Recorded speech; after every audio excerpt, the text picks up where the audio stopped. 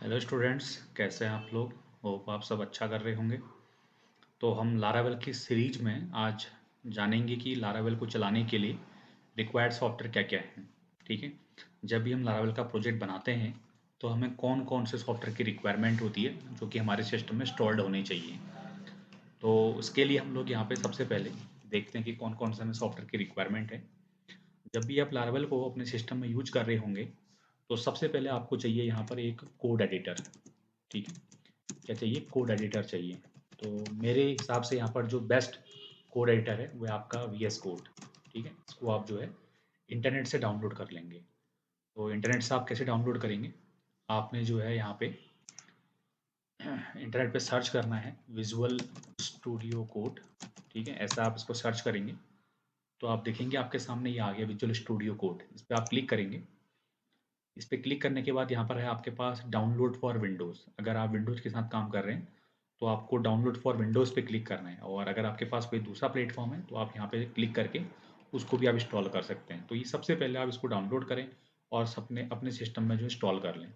एक बार जब इसको आप इंस्टॉल कर लेंगे तो आपके सामने जो है ये जो आपका सॉफ्टवेयर है वी एस कोड का, ये इस तरह से ओपन हुआ मिल जाएगा आपको। ठीक है। इसको आप ओपन करेंगे तो पहला जो आपको सॉफ्टवेयर रिक्वायरमेंट है वो है आपका कोड एडिटर। दूसरा, जब हम लारावेल के प्रोजेक्ट को बनाते हैं तो सबसे पहले हमें उसके लिए सर्वर भी चाहिए होता है कि जो हमारा कोड है वो सर्वर पे एग्जीक्यूट हो। और दूसरा, जो रिक्वायर्ड हमारा डेटाबेस होता है वो होता है R D B M S, वो होता है माई एस क्यू एल।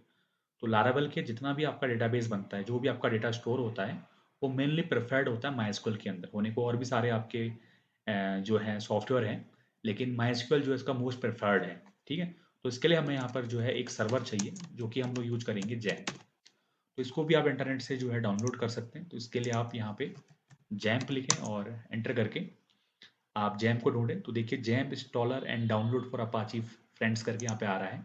जब आप इसमें क्लिक करेंगे देखिए हमारे पास यहाँ पे डाउनलोड का ऑप्शन है। और जैम्प फॉर विंडोज़ पर अगर आप देखेंगे यहाँ पे 8.2.4, ये आपके पीएचपी का लेटेस्ट वर्जन है। 8.2.4 अगर आप लिनक्स पे काम कर रहे हैं तो ये है।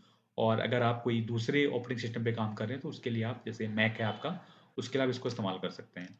तो जैसे हम लोग प्रेफर्ड कर रहे हैं विंडो को, तो हम लोग विंडो पे काम कर रहे हैं तो हम इसको हम लोग यूज करेंगे। तो ये हमारा है यहाँ पे सेकंड सॉफ्टवेयर सर्वर करके। तीसरा, जैसे आपको मालूम ही है कि आपको एक ब्राउज़र चाहिए। तो ब्राउज़र आप नॉर्मली किसी को भी यूज कर सकते हैं। तो मैं जो आपको प्रेफर्ड करूँगा वो ब्रेव है। दूसरा आपका गूगल क्रोम भी है, उसको आप यूज कर सकते हैं। ठीक है। तो ये दो आपके प्रेफर्ड ब्राउज़र है जिन पे आप जो है अपने प्रोजेक्ट को रन करा सकते हैं। तो प्रोजेक्ट को रन कराने के लिए हमें क्या चाहिए? जो प्रोजेक्ट का हमारा आउटपुट है वो चलेगा हमारे ब्राउज़र के थ्रू। तो जो भी हमारा डेटाबेस का काम होगा वो, जैसे कि आपका माई एस क्यू एल, वो हम लोग यूज करेंगे जैम के अंदर। और जो हमारा कोड हमें लिखना है यहाँ पे, वो लिखना है किसके थ्रू? वी एस कोड के थ्रू। इसमें एक फ़ायदा ये है कि आपको टर्मिनल मिल जाता है। और लारावेल में ऐसी बहुत सारी कमांड्स हैं और बहुत सारे ऐसे सेटअप हैं जो कि हमें टर्मिनल के थ्रू करनी होती है, कमांड के थ्रू करनी होती है। तो उसके लिए हमें ऐसा एडिटर चाहिए जो कोड भी लिख दे, साथ में कमांड भी चला दे। अगर मान लो आप वी एस कोड का यूज नहीं करते तो आपके सामने जैसे विंडोज़ का आपका पावर सेल है या आपका कमांड प्रॉम्प्ट है, उसके थ्रू भी आप जो है सेटअप कर सकते हैं। बट अगर वी एस कोड प्रॉपरली अगर आपके सिस्टम में चल रहा है तो इससे बेहतर बात और कुछ भी नहीं हो सकती। तो तीन हमारे पास यहाँ पे सॉफ्टवेयर हो गए ब्राउज़र करके। तो आपको एक चीज़ और करनी होती है यहाँ पे कि जो हम अपना लारावेल का प्रोजेक्ट इंस्टॉल करते हैं वो एक पीएचपी के पैकेज मैनेजर के थ्रू करते हैं, दैट इज़ कॉल्ड कंपोजर। तो कंपोजर जो है आपका वो पीएचपी का पैकेज मैनेजर है। पैकेज मैनेजर करके आपका जो है ये एक सॉफ्टवेयर है जिसके द्वारा हम जितने भी पीएचपी के फ्रेमवर्क हैं या दूसरे पैकेजेस हैं उनको हम इंस्टॉल कर सकते हैं। अब ये आपको कहाँ से मिलेगा? इसके लिए भी आप यहाँ पे जाएंगे और लिखेंगे कंपोजर। जैसा आप कंपोजर को यहाँ पे सर्च करेंगे तो आप देखेंगे यहाँ पे get composer dot O R G, इसकी ऑफिशियल वेबसाइट है। कंपोजर पे आप क्लिक करेंगे, उसके बाद आप देखेंगे डिपेंडेंसी मैनेजर है पीएचपी के लिए। और डाउनलोड करने के लिए आपको डाउनलोड पे क्लिक करना है।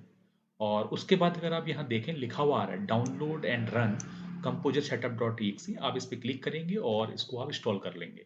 ठीक है। डाउनलोड करने के बाद इसको इंस्टॉल कर लेंगे। अब आप कैसे चेक करेंगे कि आपके सिस्टम में कंपोजर इंस्टॉल है कि नहीं है? देखिए जब आप वी एस कोड को इंस्टॉल करेंगे ये तो आपको सामने आइकन मिल जाएगा डेस्कटॉप के ऊपर। तो आप इसको ओपन कर सकते हैं, सर्च कर सकते हैं वी एस कोड करके। आप ऐसे, है ना, कोड करके आप ऐसे लिखेंगे तो विजुअल स्टूडियो कोड लिखा आ गया, आप यहाँ पे उसको ओपन कर सकते हैं। दूसरा आपको के पास क्या है? जैम्प है आपका। तो जैसा आप यहाँ पे जैम्प सर्च करेंगे तो आपके सामने जैम्प कंट्रोल पैनल लिखा हुआ आ जाएगा ऐसे, और उसका आप जो है ओपन टू या जो जैसे आप यहाँ पे शॉर्टकट बनाते हैं इसको, ठीक है, पिन टू टास्क बार, तो इसको आप टास्क बार में से पिन कर सकते हैं अगर आप बार बार इसको यूज कर रहे हैं। ब्राउज़र आपके पास जैसे कि ब्रेव है या फॉर एग्जांपल क्रोम है आपका, तो यहाँ पर आप ऐसे सर्च कर सकते हैं कि क्रोम भी इंस्टॉल्ड है। उसके बाद कंपोजर कैसे हम लोग चेक करेंगे कि कंपोजर इंस्टॉल है कि नहीं है। तो आप एक काम करिए, सबसे पहले वीएस कोड को ओपन कर लीजिए और ये आपका जो टर्मिनल है इस पर आप क्लिक करिए।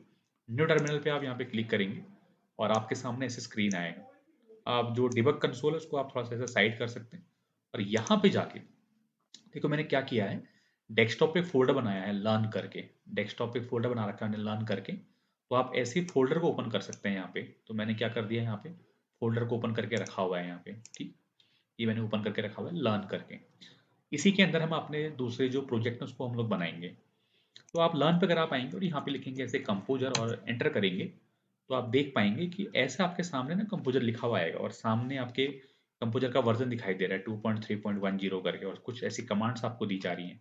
अगर इस तरह की आपको इन्फॉर्मेशन मिल रही है, इसका मतलब है कि कंपोजर आपका सक्सेसफुली आपके सिस्टम में इंस्टॉल्ड है और रिफ्लेक्ट कर रहा है आपके वीएस कोड के अंदर। बहुत बार ऐसा होगा कि आपने जो कंपोजर है वो इंस्टॉल तो कर दिया, बट कंपोजर यहाँ पे लिखने में ना ऐसा आउटपुट नहीं दिख रहा होगा।